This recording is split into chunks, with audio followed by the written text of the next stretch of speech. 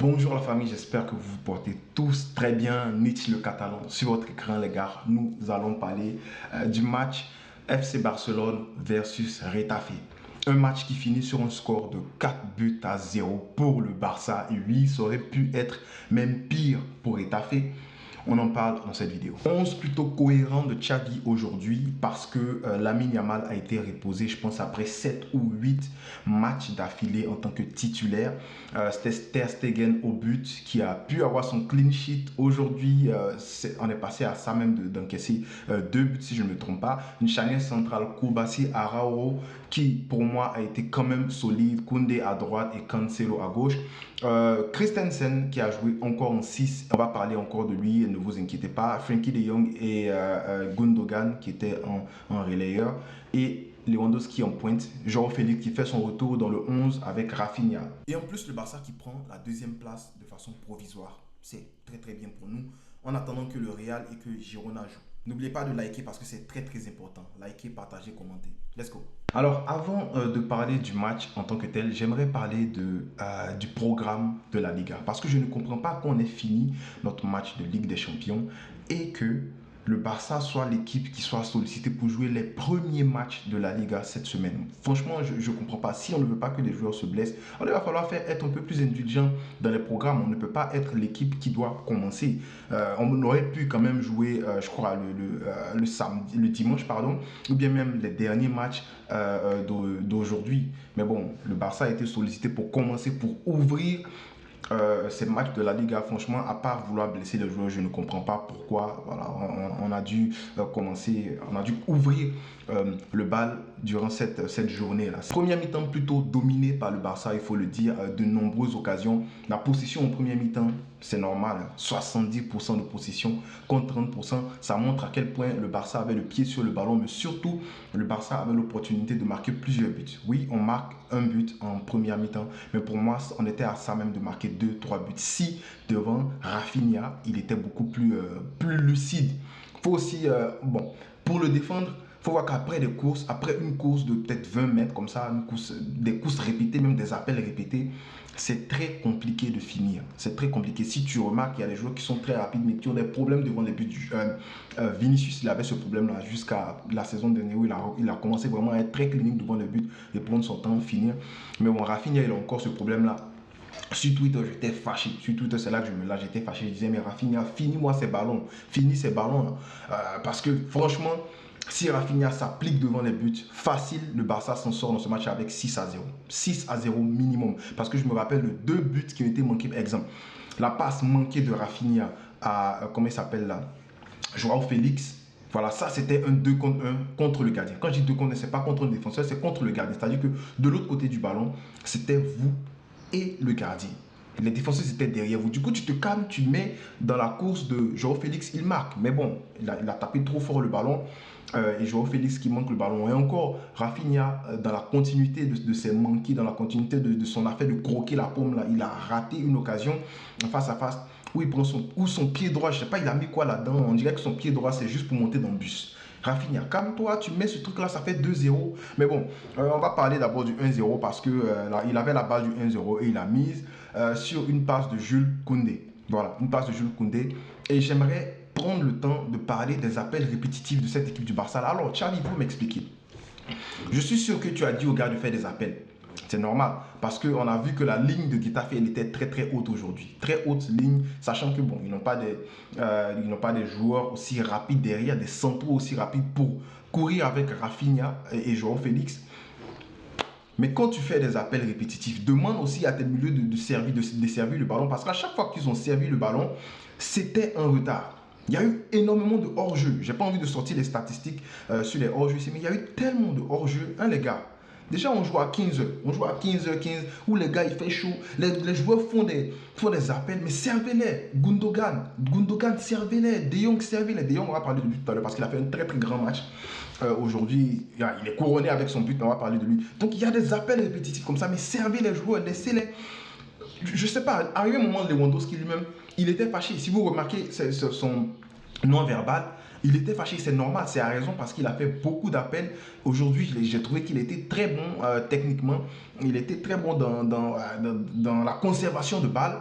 Mais dans ses appels, il n'a pas été servi. Et voilà, il faut que les gars servent les attaquants. Parce qu'on sait que le Barça aime garder le ballon. On sait que le Barça aime mettre le pied sur le ballon. C'est très normal, c'est l'ADN du Barça et c'est tout ce que vous aimez là, le tic-tac et tout.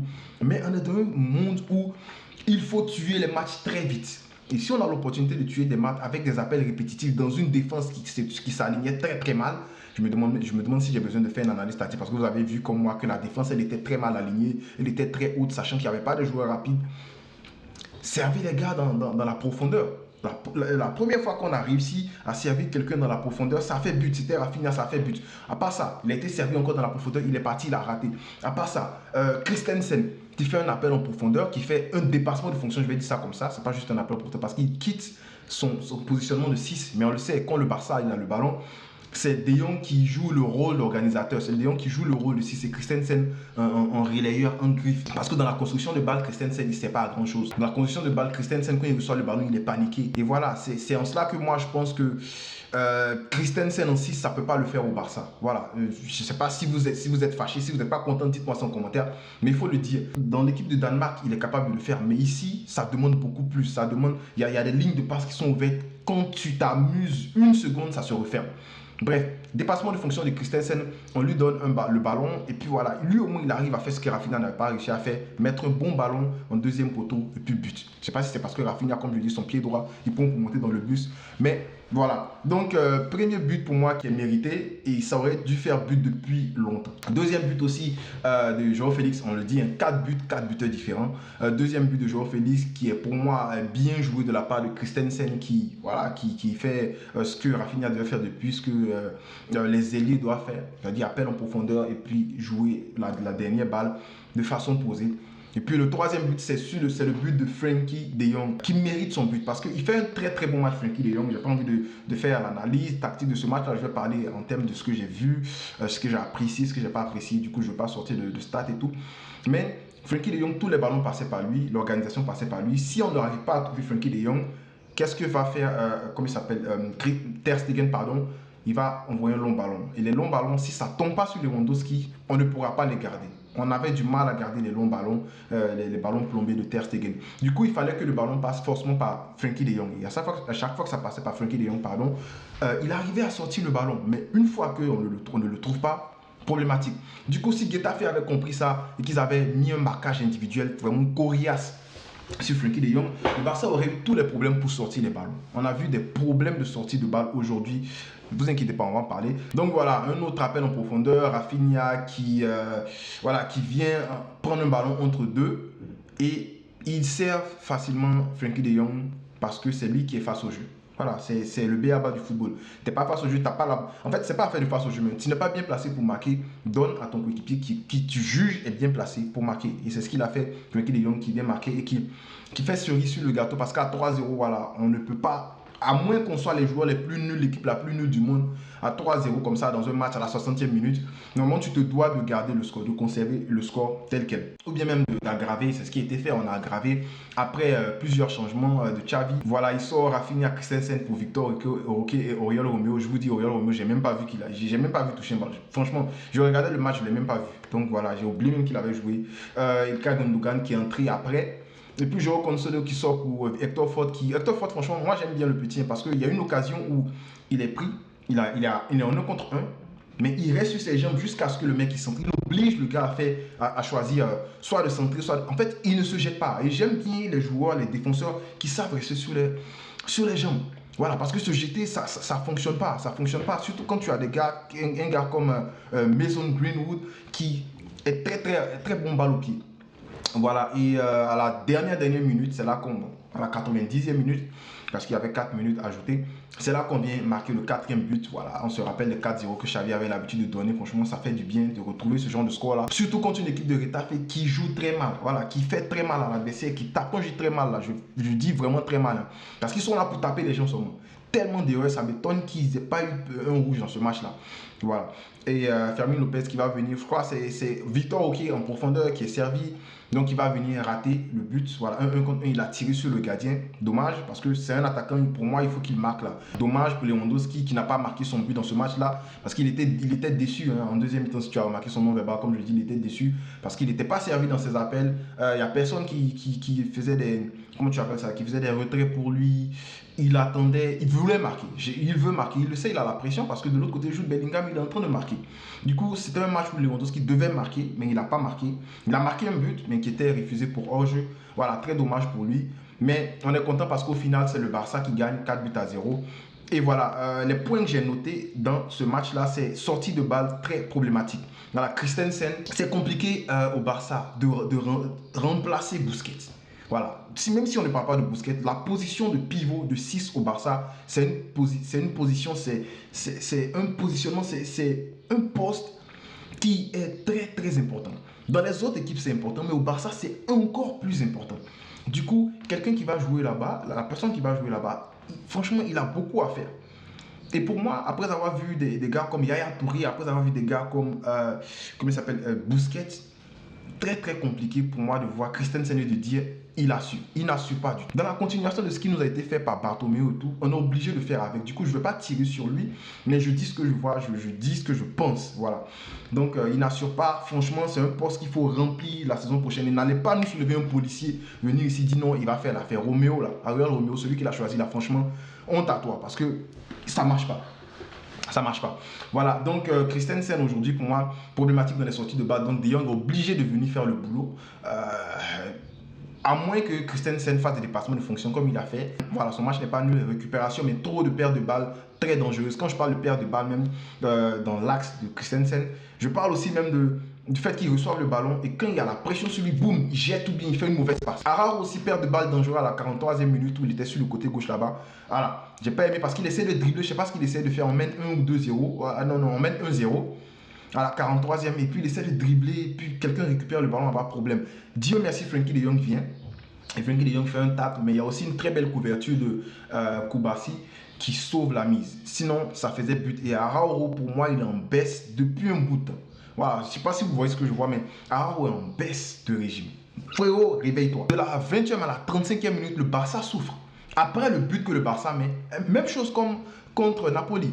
Après le but qu'on met, on continue de souffrir. Pourquoi on ne garde pas, on ne se calme pas, on ne garde pas le ballon? On joue devant nos 36 000 supporters, les gars. Quand même, faites-les plaisir. J'espère que ce n'est pas ce visage-là qu'on va montrer contre Napoli. Parce que c'est problématique. On finit de mettre un but, mais on n'arrive pas à garder le ballon.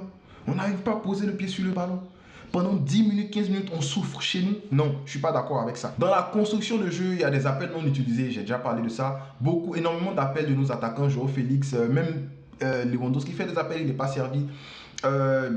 Celui qui a fait beaucoup d'appels, c'est Rafinha sur le côté là-bas qui faisait énormément d'appels. Mais bon, il a été servi 2 fois, il a marqué 1 fois, il a vendangé 1 autre fois. Voilà, donc je ne sais pas si vous voyez de quoi je parle. Énormément d'appels dans le dos, on n'est pas servi. Mais à chaque fois qu'on est servi, le problème c'est que les mecs qui sont déjà en hors-jeu, ils ont fini de faire l'appel, on les regarde, et puis après qu'ils sont hors-jeu, on leur donne le ballon. Il faut travailler ça. Mais satisfaction dans ce match-là, c'est Koubassi, parce que je pense qu'il a fait un top match, un top player aujourd'hui. Il intervient sur un centre très dangereux, sur le côté de Koundé.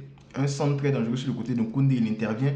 Et grâce à lui, on ne prend pas but, ça ne fait pas but derrière là-bas parce qu'il met ça en corner. Et après ça, il y a 3 occasions, 2 corners, que c'est lui qui est sur les retombées. C'est lui qui met la tête. J'ai adoré le match de Koubassi. En tant que jeune en plus, qui sortit un match comme ça, j'ai bien aimé. J'ai aimé aussi le fait qu'à la 28e minute, c'est lui qui vient arrêter Moriba, qui avait chippé le ballon à Koundé sur le côté. Encore, perte de balle de Koundé. En tant que jeune, j'ai bien aimé ça. J'ai aimé aussi le match de Ter Stegen qui crie. Voilà, à chaque fois qu'on a un petit problème, il y a quelque chose qui ne va pas dans la défense, il crie, il gueule, et c'est ce qu'on veut. C'est ce qu'on veut en tant que gardien, c'est ce que tu dois faire. J'aime aussi le fait qu'il ait pris son clean sheet. Voilà, il faut le dire. Clean sheet pour Ter Stegen, quoi. 3 matchs après son retour, il fait déjà un clean sheet. Ça, c'est bien. Et surtout qu'il y a eu une très belle frappe de Alderete. Technique, j'aime bien ce joueur-là. Très belle frappe, pied gauche, demi-volée. Ter Stegen qui sauve et ça tape le poteau. Waouh, il était à ça de marquer. Ça me rappelle un peu la frappe de mon mec Kosunu. Kosunu c'était contre qui déjà en finale contre le Nigeria. Voilà. Après, il y a le but de la Côte d'Ivoire. Pour moi, top. Tu peux dire Rafinha top, mais moi, Rafinha, je le connais. Je le connais. Donc, je vais dire, moi, je ne le mets pas dans mes tops. Je le mets entre la limite de flop et top. Parce que pour moi, là, oui, il marque. Il fait une passe D, il est l'homme du match. Ça sauve son match. Merci, parce que grâce à lui, on gagne ce match-là. Mais en même temps, par rapport aux occasions qu'il a reçues, par rapport à tous les ballons qu'il a eu dans ce match-là, tu peux le classer comme flop aussi. Voilà, je sais qu'il y en a qui ne seront pas contents, mais moi, j'en veux plus. Je veux qu'on soit plus clinique devant les buts. Et puis, Xavi, laisse Félix terminer les matchs un peu. Il y a quel problème avec le petit là? Laisse-le terminer les matchs. On mène. On gagne 3-0. Il n'a même pas joué le match contre Napoli. Il n'a pas joué longtemps, mais laisse-le terminer les matchs. Laisse-le. Laisse-le. Je ne sais pas, il y a quel acharnement avec le gars, franchement. Top, super top pour moi, c'est Frenkie de Jong. Voilà, c'est l'homme du match pour moi. Facile. Pour la Liga, l'homme du match, c'est comment il s'appelle? Rafinha, mais pour moi, c'est Frenkie de Jong. Donc dis-moi en commentaire, c'est qui ton top, c'est qui ta flop. Je serai content de lire ton commentaire, pourquoi pas d'y répondre. N'oubliez pas de liker, partager et de vous abonner. Voilà, on ne cessera jamais de le dire. Visca et le Barça.